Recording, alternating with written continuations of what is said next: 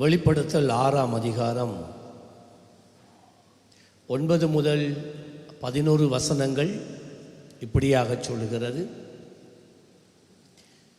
சொன்னான், அவர் 5ஆம் முத்திரையை உடைத்த போது தேவ வசனத்தின் நிமித்தமும்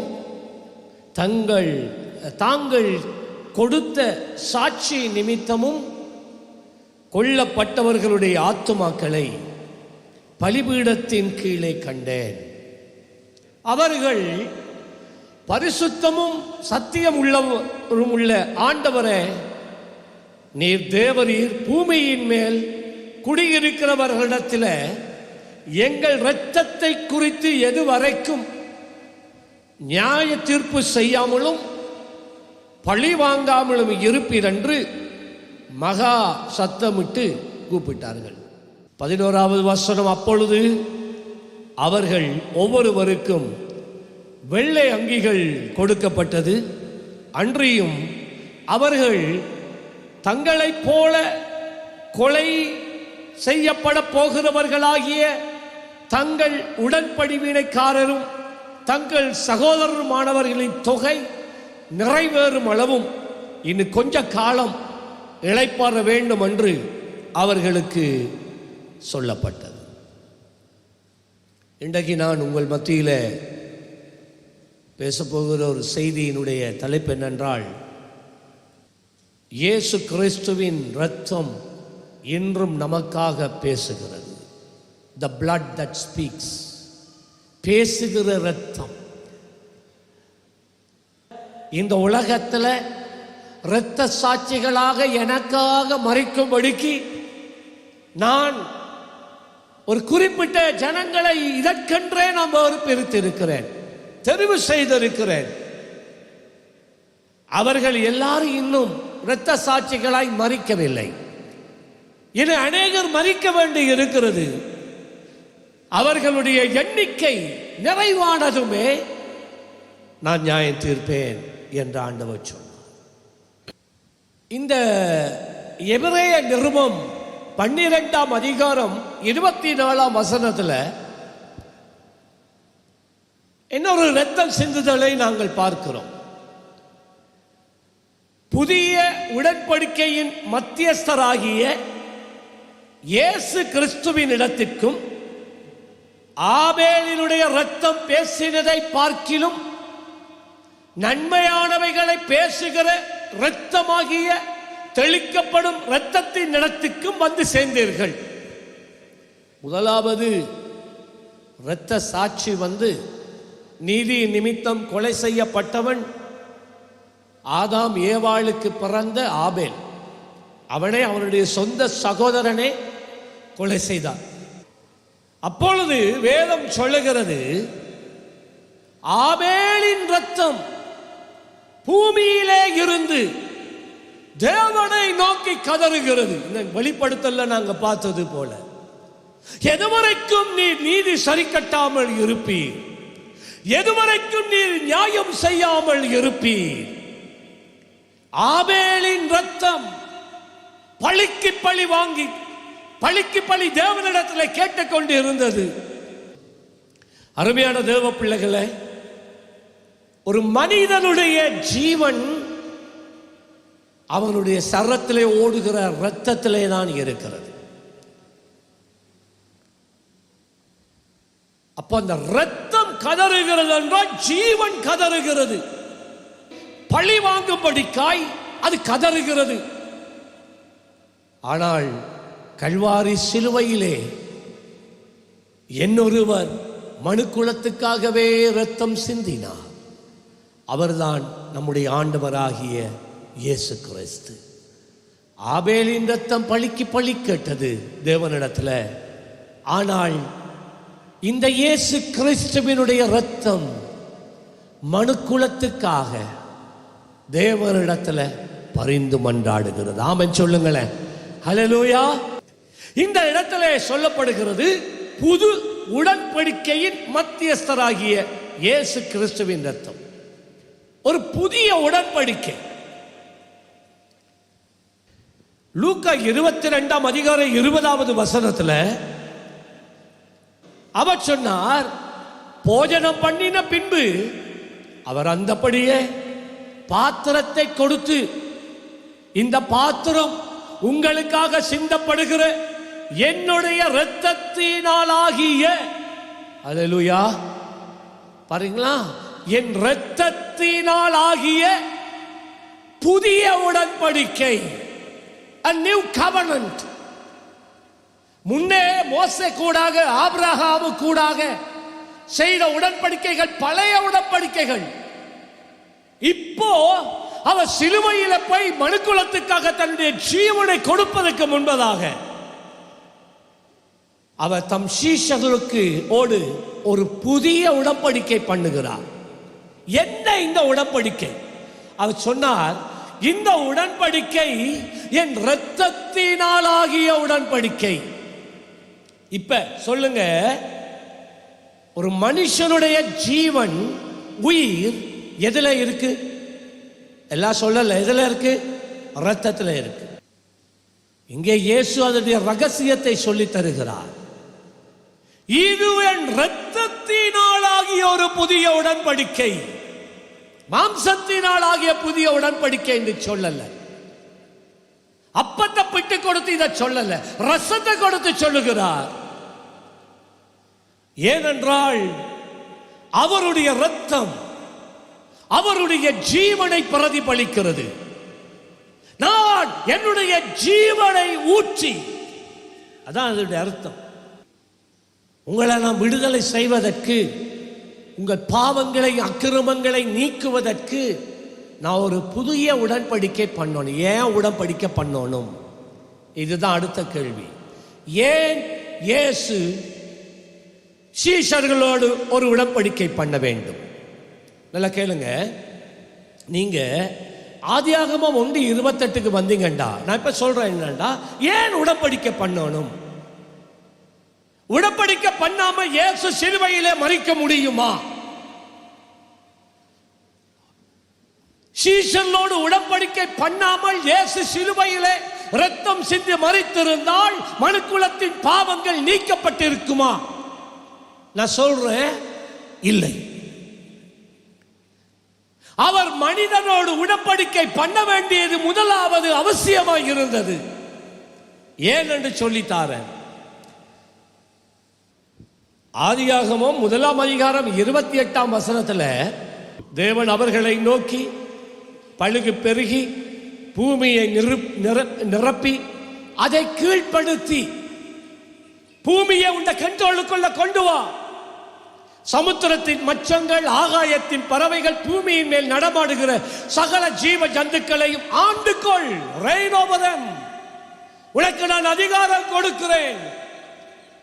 அதனாலதான் இன்றைக்கு வரைக்கும் ஒரு மனிதனால ஒரு யானையை தண்ட கட்டுப்பாட்டுக்குள்ளே கொண்டு வரக்கூடியதாக இருக்கிறது என்று சொல்லி தேவன் அவர்களை ஆசீர்வதித்தார். இன்னொரு விதத்துல மனிதனுக்கு தேவன் இந்த பூமியை கொடுத்தார். மத்தேயு 21:33 நீங்க பாருங்க. வேறொரு உவமையை கேளுங்கள். இயேசுவாமி சொன்னார், வீட்டெஜமானனாகிய ஒரு மனுஷன் இருந்தான். அவன் ஒரு திராட்சை தோட்டத்தை உண்டாக்கி அதை சுற்றிலும் வேலி அடைத்து அதிலே ஒரு ஆலையை நாட்டி அதிலே ஒரு கோபுரத்தை கட்டி அந்த தோட்டத்தை குத்தகைக்கு கொடுத்துட்டு போறான், ரெண்டுக்கு கொடுக்கிறார்.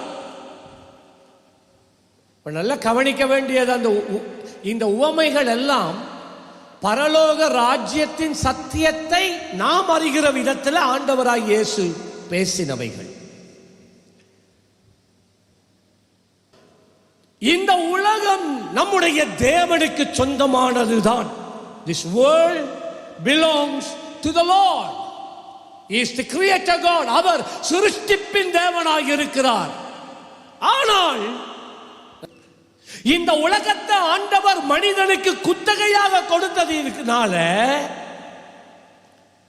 ஆண்டவர் மனிதனுடைய அனுமதி இல்லாமல் இந்த பூமியிலே அவர் எதையும் செய்ய மாட்டார். முடியாதல்ல, முடியும், ஆனால் அவர் செய்ய மாட்டார். ஏன்? மனிதனுக்கு குத்தகையாக அவர் கொடுத்து விட்டார். ஏன் இயேசு சிலுவையிலே தன்னுடைய இரத்தத்தை சிந்துவதற்கு முன்னே, மனிதனை மீட்பதற்கு முன்னே ஏன் சீஷர்களை வச்சு அவர்களோடு ஒரு உடன்படிக்கை பண்ண வேண்டி இருந்தது? இயேசு தேவனுடைய குமாரன் தான். ஆனால் மனுக்குலத்தை மீட்பதற்கு மனிதனாக வந்து மனிதனுக்காக சிலுவையிலே மரிக்க வேண்டுமானால், மனிதனுக்காக ஒரு காரியத்தை செய்ய வேண்டுமானால், தேவன் மனிதனிடத்தில் ஒரு பெர்மிஷன் கேட்க வேண்டி இருந்துச்சு. இப்போ உங்களுக்காக, மனிதனே உனக்காக நான் தண்டிக்கப்பட, மனிதனே நான் உனக்காக ரத்தம் சிந்த, மனிதனே நான் உனக்காக உன் பாவத்தை போக்குகிற கிருபாதார பலியாக, உனக்கும் தேவனுக்கும் இடையே இருக்கிற மத்தியஸ்தராக இருக்க நான் என்ன ஒப்பு கொடுக்க வந்திருக்கிறேன். பெர்மிஷன் தாரீங்களா? பெர்மிஷன் தாரீங்களா? சீஷர்கள் உடன்பட்டார்கள். சீஷர்கள் உடன்பட்டார்கள். இதுதான் அடையாளமா, இந்த உடன்படிக்கைக்கு அடையாளமாய் இந்த திராட்சை ரசத்தை பானம் பண்ணுங்கள் என்று இயேசு சுவாமி சொன்னார். எப்பொழுது சீஷர்கள் அந்த திராட்சை ரசத்தை பானம் பண்ணினார்களோ அந்த நிமிஷம் மனிதர்கள் நிமித்தம் சீஷர்கள் இயேசுவோடு ஒரு உடன்படிக்கை பண்ணுகிறார்கள். நாங்க உங்களுக்கு அனுமதி தாரோம், மனிதனுக்காக மரிக்கிறதுக்கு அனுமதி தாரோம். அதே வேளையில் இன்னொரு காரியம் நடக்கிறது. இயேசு அதுவரைக்கும் பரிசுத்தாவியிலே நிறைந்திருந்தார், அதுவரைக்கும் தேவனாயிருந்தார். இப்பொழுது அந்த ராப்போஜனத்தை அவர் பண்ணின போது அவர் மனிதனாய் உன்னையும் என்னையும் போல அவர் மாறினார். இதுவரைக்கும் அவரை பலப்படுத்தின ஆவியானவர் அவரை விட்டு நீங்கினார். மனுக்குலத்தின் பாவம் அவர் மேலே வந்தது. பிரியமானவனே, அதோட தான் அவர் கெத்சமனை தோட்டத்துக்கு போய் ரத்தம் சிந்த தொடங்கினார். கல்வாரியில இல்ல, கெத்சமனை தோட்டத்தில் போய் கேட்கிறார், பிதாவே என் சித்தம் அல்ல உம் சித்தமானால் இந்த பாத்திரத்தை என்னை விட்டு எடுத்து போடுமே. என்ன அந்த பாத்திரம்? மனுக்குலத்துக்காக ரத்தம் சிந்தி மரிக்கிற பாத்திரம். பிதா சொன்னா இதுதான் என் சித்தம், வேறு மாற்று வழி கிடையாது. ஆகவே சொன்னார், என் சித்தம் அல்ல உன் சித்தப்படி ஆகட்டும் ஆண்டவரே, உன் சித்தப்படி ஆகட்டும் என்று சொன்னார். அதன்படியே இயேசு கல்வாரி சிலுவையிலே மனுக்குலத்துக்காக மரிக்க தன்னை ஒப்பு கொடுத்தார். இந்த மேல் வீட்டறைக்கு போகும்போது இயேசு வல்லமையாய் புறப்பட்டு போனார். பரிசுத்தாவின் அபிஷேகம் நிறைவாய் இருந்தது. பிசாசு அதை கண்டார். அவனை பிசாசால் அவரை தொட முடியல. பட் அந்த ராப்போஜனத்தை முடிச்சு இறங்கி வரும்போதே பிசாசு பார்க்கிறான், போனவர் போல இல்ல, வேறுபட்டவராய் வருகிறாரே. இப்ப அவரை கிட்ட போய் அவரை தாக்க என்னால முடிகிறதே.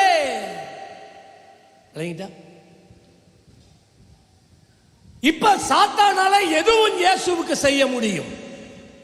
முன்னே எத்தனை தடவை அவரை மலைக்கு மேலே கொண்டு போய் தள்ளி அவரை கொலை செய்ய நினைத்த போது அந்த நிமிஷமே அவர் மறைந்து போனார் என்று வேதம் சொல்லுகிறது. இப்ப இயேசுவை சிலுவையிலே அறைவதற்கு என்னென்னலாம் செய்யணுமோ, என்னென்னலாம் குற்றச்சாட்டுகளை கொண்டு வர வேண்டுமோ எல்லாத்தையும் மனுஷர்களை பயன்படுத்தி சாத்தான் செயல்பட ஆரம்பித்தான். இயேசு மௌனமாய் இருந்தார். ஏன்? மனிதனோடு அவர் உடன்படிக்கை பண்ணிவிட்டார். இனி மனிதனுக்காக மரிக்கத்தான் வேண்டும். மனிதனுடைய பாவங்களையும் அக்கிரமங்களையும் நீக்க அவருடைய ஜீவனாகிய இரத்தத்தை கல்வாரியிலே சிந்தித்தான் ஆகணும். அந்த இரத்தத்தை தான் பிதா அங்கீகரிப்பார். பிலாத்துவினிடத்தில் இயேசுவை கொண்டு போனார்கள். பிரதான ஆசாரியர்கள், பரிசேயர்கள் ஜனங்களை தூண்டிவிட்டு இயேசுவுக்கு எதிராக பொய்யான குற்றச்சாட்டுகளை எல்லாம் சொல்லி இவனை சிலுவையில் அறைய வேணும் என்று சொல்றாங்க. பிலாத்து என்ன செய்றான்டா, அந்த நேரத்தில் மறக்க கூடாது, இயேசுவை குற்றம் சாட்டினது பிசாசினுடைய செயல். இயேசுவை சிலுவையில் அறைந்தால் அவருடைய வேலை எல்லாம் முடிஞ்சதுன்னு அவன் நினைச்சான்.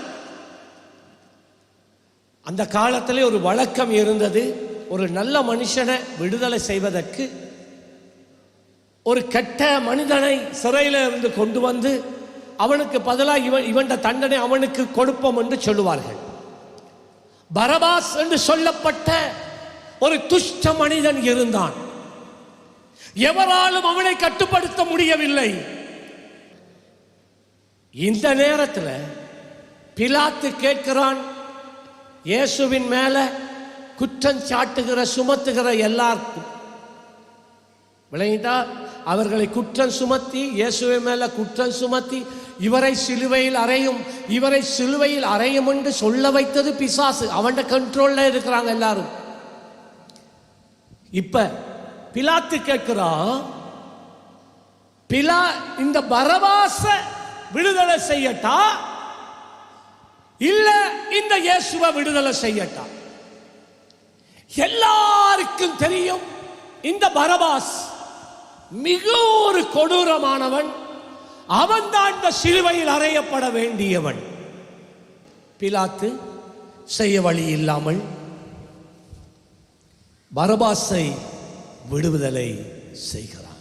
துஷ்டமான மனிதனை, கொடூரமான மனிதனை, பாவத்தினாலும் அக்கிரமங்களினாலும் நிறைந்திருக்கிற அந்த மனிதனை இயேசு விடுவிக்கிறார். இப்போ இயேசு மரித்து அடக்கம் பண்ணப்பட்டு 3ஆவது நாள் ஜெயத்தோட உயிரோட எழும்பிட்டார். இன்னைக்கு அவர் என்ன செய்கிறார் கேளுங்கள். எபிரேயர் 12:24 அவர் என்ன செய்கிறார்? இயேசு இரத்தம் நன்மையானவைகளை பேசுகிற இரத்தமாகிய தெளிக்கப்படும் இரத்தத்தின் இடத்துக்கு வந்து சேர்ந்தோம். நன்மையானதை பேசுகிறதா? இயேசுவின் இரத்தம் அவரிடத்திலே வருகிற ஒவ்வொருவருக்காக நன்மையானதை பேசுகிறதாம். பிசாசு வச்ச வலையில அவனே சிக்கிக் கொண்டான். பிசாசு என்ன தெரியுமா செய்கிறான்? என்ன இழுத்து கொண்டு போறான். சொல்ல உதாரணத்துக்கு என்ன இழுத்துட்டு போறான்? தேவனிடத்துல முன்னால கொண்டு போய் நிறுத்துகிறான். உங்களுக்கு தெரியுமா இவன் எப்படிப்பட்டவன்?